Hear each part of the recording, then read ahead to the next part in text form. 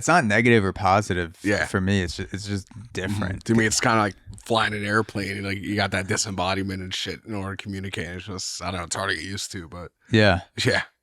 Have you flown? Have you flown a lot of airplanes? I was a Civil Air Patrol cadet all throughout high school, and you got some basic lessons in flying aircraft.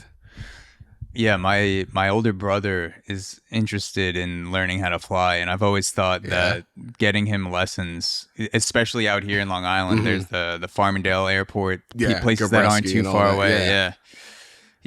Costs about $10,000 though to go through all the classes. It's pretty expensive. So if me and my brothers, my other brother, would chip in to like at least partially fund the lessons from my older awesome. brother. But flying a plane, you would say, if you can afford to get the lessons, would definitely be worth it as an experience. Dude, I find it easier than driving, and it's more fun too. A plane actually wants to fly. Like, it's actually hard to crash a plane. You have to really want to do it. Yeah. You know, I mean, something can also go catastrophically wrong, but look at how many people get in car accidents every day. You know, it's all like 3 on the way here. Yeah. So it is what it is. Yeah. But do you feel like it's meditative at all? Because I feel like when you're in a plane, obviously I've zero experience flying a plane. There's not a ton of traffic around you unless you're flying around other planes. So like the big thing they teach you about are like fly zones. Like, for example, I think you have Class A airspace over New York City. So like, that's only government and commercial, like with permission.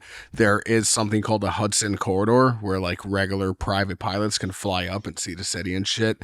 Other than that, you get to like Class B and Class C airspace, and that's, you know, just like driving. Different altitudes kind of depend what direction you're going, you know, that way you don't run into each other. It's pretty hard to crash airplanes together. I will say this, dude, that there was a thing I did called a solo. So it's actually, in the Civil Air Patrol, it's the first time you go up in a plane by yourself, take off, fly, and land. And that morning, dude, I was living with my older brother at the time, and like, I'm a big ass pothead, he's a big ass pothead. I didn't really smoke during that time, but I was running late. I was going to grab breakfast from the fridge, and it was an edible, dude, in some aluminum foil, and it didn't hit me until I was on the taxiway to like take off. So you were flying your first time high? Dude, no. I flew like a good like 10 or 20 times before that. That was the first time I flew without an instructor. So your solo was your first solo was high. Exactly. Holy and it shit. just hit me, dude. I was talking to Tower.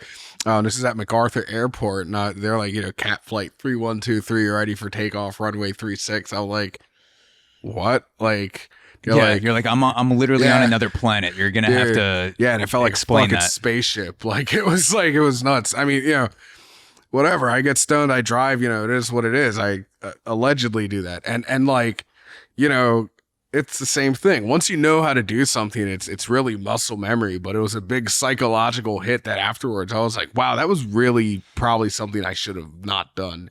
But like, by the time I realized it was too late, dude. I was literally on a taxiway, and it's like, if I had stopped and like told them what happened, like, I'd get kicked out of CAP. So it's like, you know, you do what you got to do. So that was pretty fun. Yeah.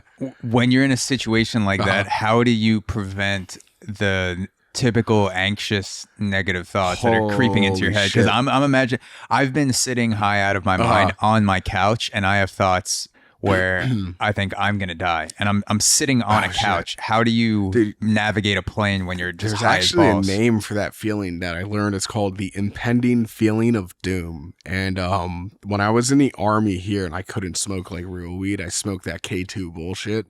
Yeah, it's like what meth heads would smoke in Florida when they ran out of money, like, and they just eat people's faces. Gas station weed. Yeah, dude. So that was the only drug that ever gave me that impending feeling of doom. And the funny thing is, when I was younger, I didn't really get that anxious. Now that I'm older, dude, like, you know, every now and then I'll have to pop like a Xanax and shit, because, like, you know, it's just like things get nuts. Yeah. But when it comes down to like smoking bud, it calms me. I don't get that paranoia and anxiety and shit like that. So, I mean, I just had to be like, yo, don't fuck up and draw attention to yourself. Like, and as long as I do that, I'll be fine. That's really what I tell myself. So you were relatively relaxed for that situation where you're flying solo. You think you would have been more anxious if you were completely sober? I actually probably would have been, to be honest. And it was a great experience. I would not recommend it. It's dangerous. You could put other people's lives in danger.